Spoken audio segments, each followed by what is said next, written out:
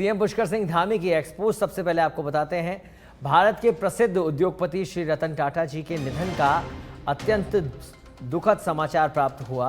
उन्होंने देश की औद्योगिक प्रगति और सामाजिक विकास के लिए अपना संपूर्ण जीवन समर्पित किया। उनका दृष्टिकोण, समर्पण और व्यावसायिक कुशलता न केवल टाटा समूह को नई ऊंचाइयों तक ले गई, बल्कि राष्ट्र के विकास में भी महत्वपूर्ण भूमिका का निर्वहन किया।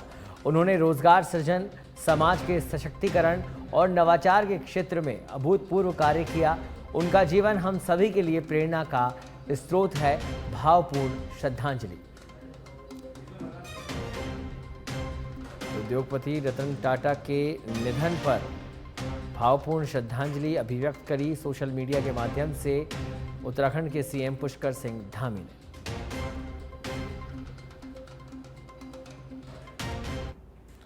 उत्तराखंड में राष्ट्रीय खेलों का आयोजन आगामी 28 जनवरी से 14 फरवरी के बीच होगा। इंडियन ओलंपिक एसोसिएशन ने राष्ट्रीय खेलों की तिथि घोषित कर दी है।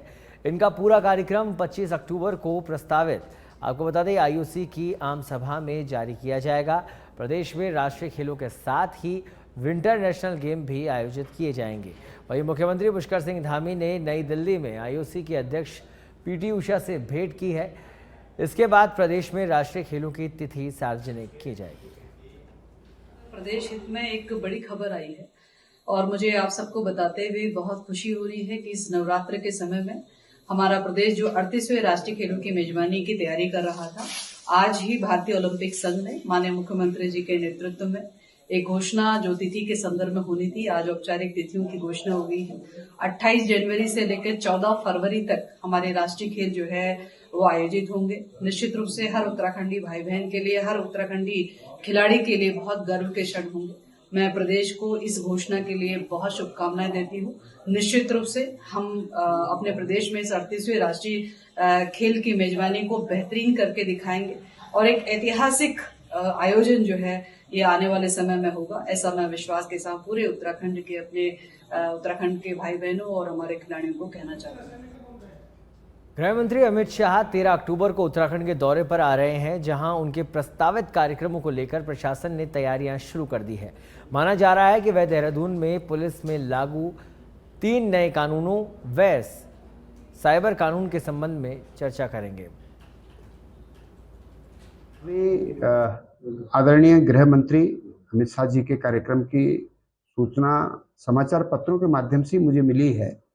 ऑथेंटिक कार्यक्रम की उनकी प्रतीक्षा है और जानकारी मिली है वो वाइब्रेंट विलेज है उत्तरकाशी जिले में, वहाँ वो जा कर के भ्रमण करना चाहते हैं, ऐसा है। और एक बैठक उनकी देहरादून में रहेगी और विधिवत कार्यक्रम जब उसका आएगा तो उस हिसाब से फिर बात करेंगे। खबर देहरादून से है, जहां पर केदारनाथ उपचुनाव को लेकर भाजपा और कांग्रेस में छींटाकशी शुरू हो चुकी है। आपको बता दें कि कांग्रेस के पूर्व मुख्यमंत्री हरीश रावत का कहना है कि केदारनाथ में भारतीय जनता पार्टी ने श्री केदारनाथ जी की अवहेलना की है। तो वहीं कहा कि 4 धाम यात्रा में मिसमैनेजमेंट की बदौलत स्थानीय लोगों का रोजगार भी छीना है, जिसका खामियाजा भारतीय जनता पार्टी को भुगतना पड़ेगा। श्री केदारनाथ लोग उनके दिए हुए 2 दर्दों को कभी नहीं भूल पाएंगे। एक तो जिस तरीके से श्री केदारनाथ जी की उनके शासनकाल में अवहेलना हुई है, और दूसरा दर्द जिस प्रकार से 4 धाम यात्रा को मिसमैनेज करके पूरे क्षेत्र की अर्थव्यवस्था को, लोगों की आजीविका को चोट पहुंचाई गई है। मुझे अफसोस है कि उसके लिए दंडित होंगे श्री पुष्कर सिंह धामी और श्री केदारनाथ में कांग्रेस की जीत होगी, शानदार।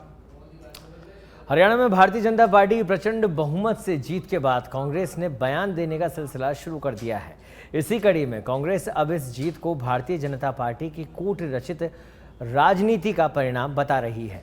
इस विषय पर कांग्रेस के वरिष्ठ नेता और पूर्व मुख्यमंत्री हरीश रावत का कहना है कि कांग्रेस हरियाणा को जीतना चाहती थी, लेकिन भाजपा ने कूट रचित राजनीति अपनाकर एक दूसरे को आपस में लड़ाने का काम किया है। यह केवल उसकी जीत है।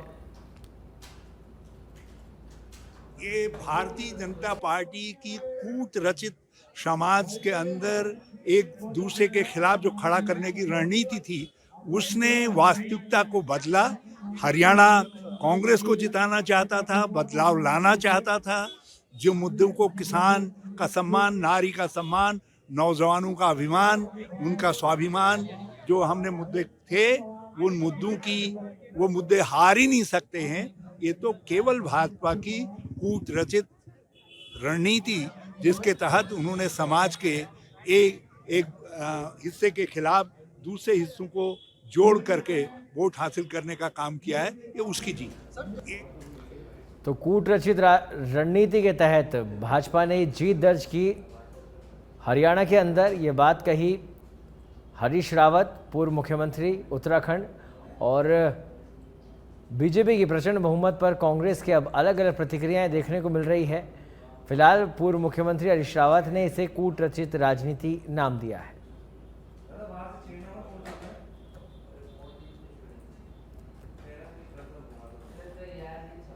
खबर उधम सिंह नगर से है, जहां पर काली नगर निवासी देवव्रत मालिक ने रुद्रपुर के एक कांग्रेस नेता पर ब्लैकमेलिंग का आरोप लगाया है।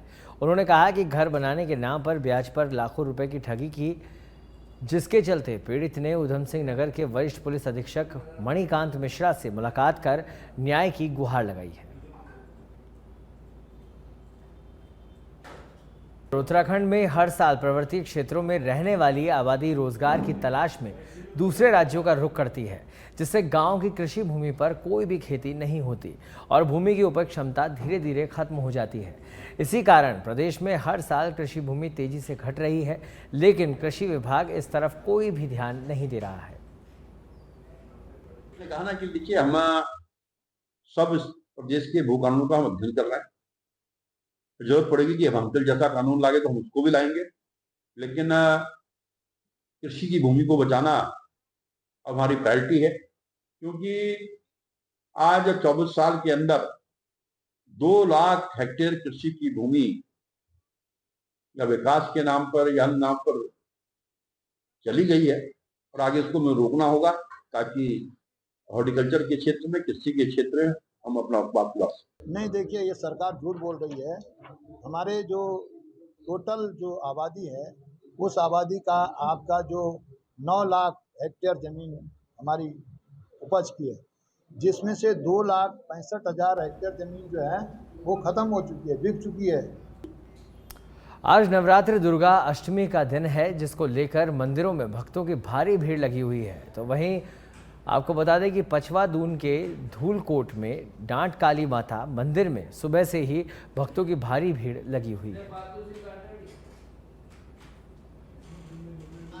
माँ भगवती का यह पर्व चल रहा है, नवरात्रि पर्व, और जिसे सभी भक्त बड़े ही उमंग से, उत्साह से मनाते हैं और माँ भगवती का व्रत और माँ भगवती की साधना करते हैं। इस साधना के प्रभाव से सभी की मनोकामनाएं पूर्ण होती है। माँ भगवती जैसे एक माँ अपने बच्चों का पालन पोषण रक्षण करती है, ऐसे ही पराम्बा माँ जगदम्बिका भी सबकी मनोकामनाओं को पूर्ण करती है।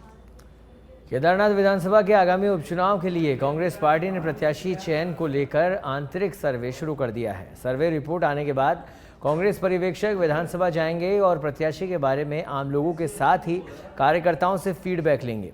कांग्रेस के प्रदेश अध्यक्ष करण माहरा ने बताया कि आंतरिक सर्वे की रिपोर्ट और पर्यवेक्षकों की रिपोर्ट के आधार पर प्रदेश कांग्रेस कमेटी प्रत्याशियों का पैनल शीर्ष नेतृत्व को भेजेगी।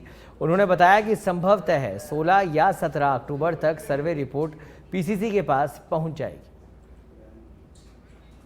हमारी दूसरी सर्वे इस समय वहाँ चल रही है, हमारी टीम वहाँ है और हमारा संगठन लगातार गांव के भ्रमण कर रहा है। वो लोग बात कर रहे हैं, जल्दी हमारे पर्यवेक्षक वहाँ जाएंगे और उनकी भी रिपोर्ट्स आ जाएं। और जो हमारी सर्वे हुई हैं, दूसरी सर्वे इस समय चल रही है वहाँ ऑलरेडी, जो मेरे को लगता है कि 16-17 तक हमारे पास फाइनल आ जाएगा। उसके बाद जो भी रिजल्ट्स आएंगे उसको हाईकमान से डिस्कस करने के बाद ही आगे कदम उठेंगे। भारत को हिंदू राष्ट्र बनाने के उद्देश्य से 14 राज्यों का भ्रमण कर हिंदू राष्ट्र निर्माण यात्रा वापस हरिद्वार लौटी, जहां हरिद्वार के नमामि गंगे घाट पर साधु संतों द्वारा यात्रा में शामिल लोगों का स्वागत किया गया। तो वहीं रामेश्वरम धाम से लाई गई मिट्टी और जल को वैदिक मंत्रोच्चार के साथ मां गंगा में प्रवाहित किया गया। आपको बता दें कि लोक गायिका कवि सिंह द्वारा बीती 9 जुलाई को हर की पौड़ी से गंगा जल लेकर हिंदू राष्ट्र निर्माण यात्रा की शुरुआत की गई थी और 14 राज्यों में 14,000 किलोमीटर की दूरी तय करने के बाद यह यात्रा वापस हरिद्वार वापस लौटी है। देशभक्ति और गीतों से मशहूर हैं, तो इनका एक मन में जो एक उज्जवल भाव के साथ पैदा हुआ कि मैं हिंदू राष्ट्र के लिए पूरे भारत का भ्रमण करूं। तो हरिद्वार से रामेश्वरम तक की यात्रा थी, रामेश्वरम धाम से वापसी आज 3.5 महीने में हरिद्वार पहुंची। तो वहाँ से जो ये समुद्र का पानी और मिट्टी वो यहाँ नमामि घाट पर हमने गंगा जी को प्रवाहित की है और माँ गंगा जी से प्रार्थना की कि जैसा बिटिया का स्वभाव भाव है देश के प्रति, ऐसी सब बिटियाओं का भाव होना चाहिए। हिंदू राष्ट्र की कामना करके हम यहाँ से गंगा जल लेकर रामेश्वरम गए थे और रामेश्वरम से समुद्र की मिट्टी लेकर हम हरिद्वार आए। हम चाहते हैं कि हिंदू राष्ट्र हो। अभी तो ये अंतिम पड़ाव था, मतलब इस यात्रा का, ये हमारे जीवन की पहली यात्रा है और हम 14 राज्य गए अपने हरिद्वार से शुरू करके रामेश्वरम। 14,000 किलोमीटर हमने पद यात्रा की और बहुत अच्छा अनुभव रहा हमारा। दिल्ली में तैनात देहरादून जिले के राजा रोड बहादुरपुर निवासी हवलदार रमेश सिंह गंभीर बीमारी के चलते निधन हो गया। उनके निधन की खबर से पूरे इलाके में शोक छा गया। जैसे ही पार्थिव शरीर उनके आवास पहुंचा तो कोहराम मच गया, जहां उन्हें सैनिक सम्मान के साथ नम आंखों से अंतिम विदाई दी गई। आपको बता दें कि सेलाकुई के राजा रोड बहादुरपुर निवासी हवलदार रमेश सिंह 17 महार रेजिमेंट दिल्ली में तैनात थे। तो सैनिक सम्मान के साथ अंतिम विदाई। हवलदार रमेश सिंह का बीमारी के चलते निधन हो गया। विकास नगर उनका पैतृक स्थान, जहां उन्हें अंतिम विदाई दी गई। उसमें ही नायक रमेश राणा जी का परिवार रहता है और तकरीबन वह 2 साल से ब्रेन ट्यूमर से ग्रसित थे, बीमार थे और आरआर हॉस्पिटल दिल्ली में उनका ऑपरेशन हुआ था और उसके बाद उनको बेड रेस्ट के लिए कहा गया था। 6 महीने के लिए वो घर पे रहते थे यहीं पे और उसके बाद उनकी तबीयत खराब हुई और उनको फिर दिल्ली आरआर हॉस्पिटल में एडमिट किया गया और उसके बाद उनकी और तबीयत खराब हुई और उनका वहीं पे देहांत हो गया आरआर हॉस्पिटल दिल्ली। मेरे पड़ोस में ही